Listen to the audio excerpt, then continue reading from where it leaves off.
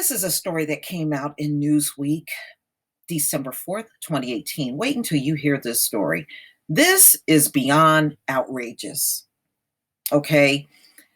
Black American arrested ICE, told he'd be sent to Jamaican prison, but everything was going to be all right. So they're mocking him with a Bob Marley song, y'all.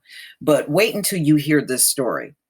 First of all, this man is a born and raised U.S. citizen. He was born in the city of Philadelphia, Pennsylvania. He later moved to the Florida Keys. He has never, at any point in his life, lived in Jamaica.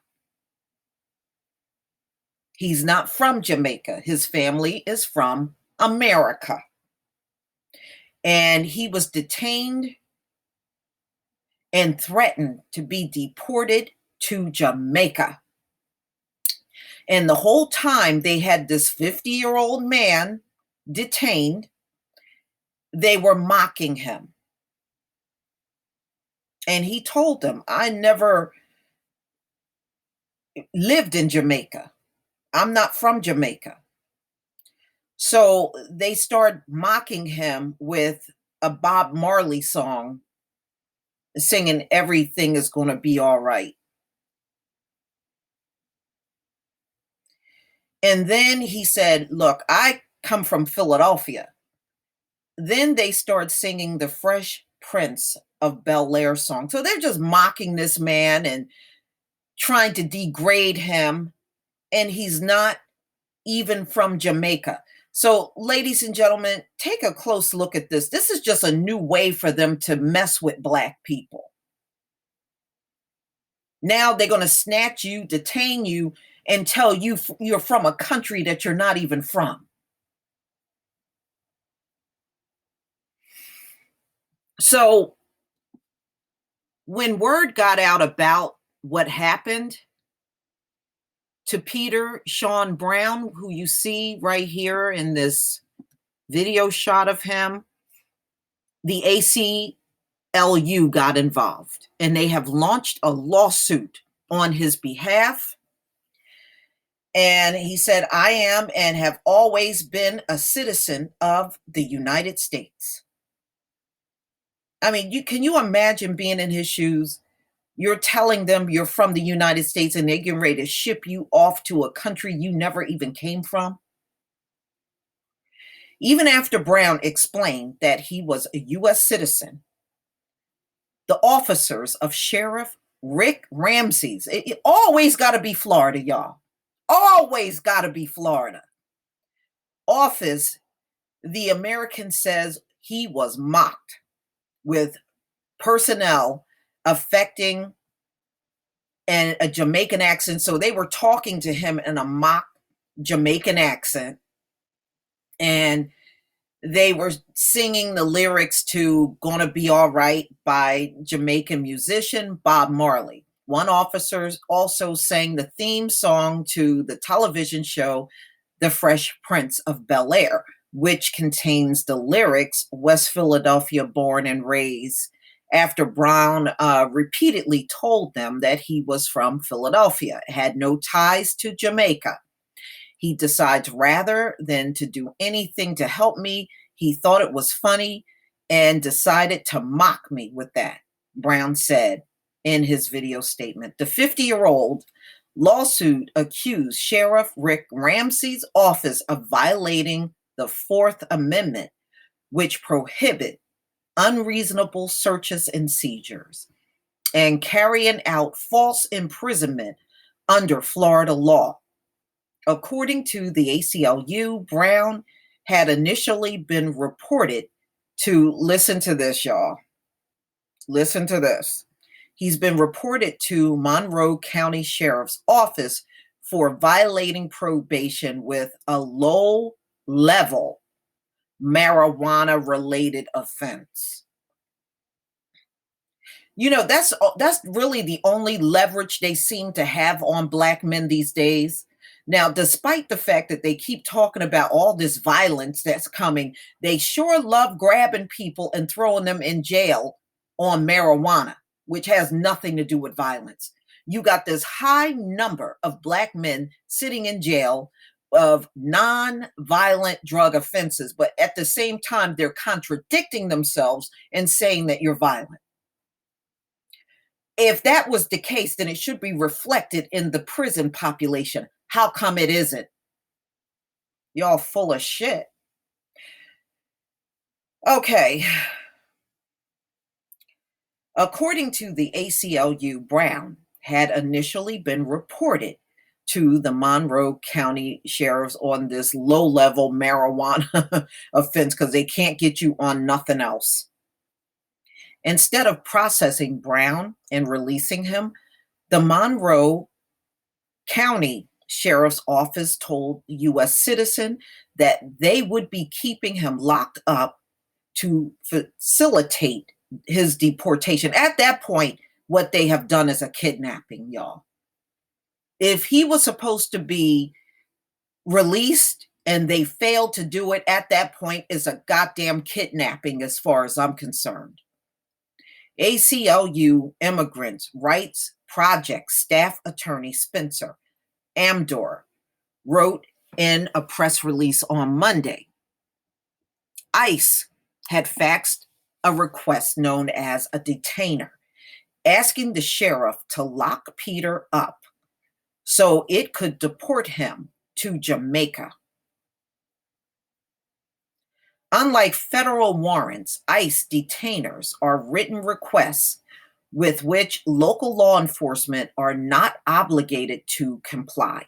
In this case, however, the Monroe County Sheriff's Office chose to comply, ignoring Peter's frantic assertions that he was a U.S. citizen, according to Amdor. Peter was terrified. He knew almost nothing about Jamaica, having only visited the country once on a cruise. And yet, Monroe County jail officers told him he was being sent to a Jamaican prison, the ACLU staff attorney said. In addition to mocking Brown, Amdor said jail officers ignored his assertion of being American, with none of them helping him cancel the detainer or even looking into his claim, despite the jail's own records listing the 50-year-old as a U.S. citizen. Now, what sense does that make? What sense does that make? ICE released its own enforcement partnership with Florida sheriffs, including Ramsey, back in January this year. Immigration agency asserted in its new release that the partnership was aimed at preventing the release of criminal aliens back to the community. When an alien is arrested on a local criminal charge, all too often they are subsequently released before ICE has an opportunity to pick them up from a local jail. So you see how they go above and beyond protecting these illegals, but they took this Black man and they're ready to deport him, and he's a U.S. citizen. Has no ties to Jamaica. Look at how they're treating them. But when they capture an immigrant, they let them go before ICE shows up. Again, they get treated better than people in the Black community.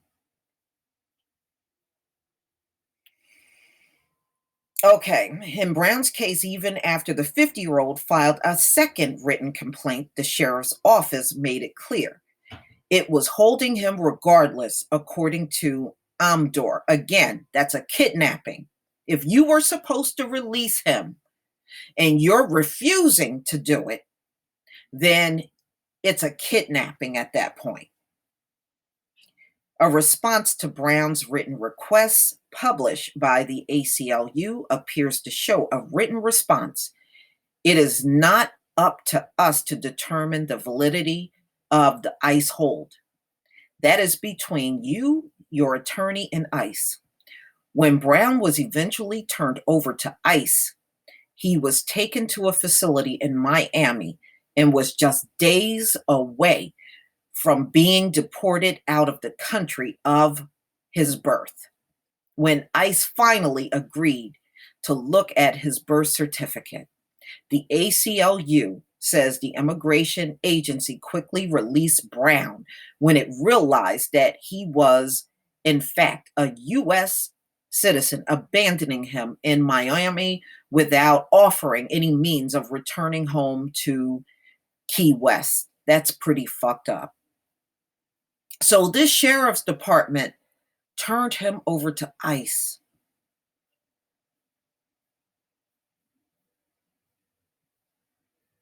And somebody in ICE decided to look at his birth certificate. He was in the process of being deported. Everybody in that sheriff's office should be fired.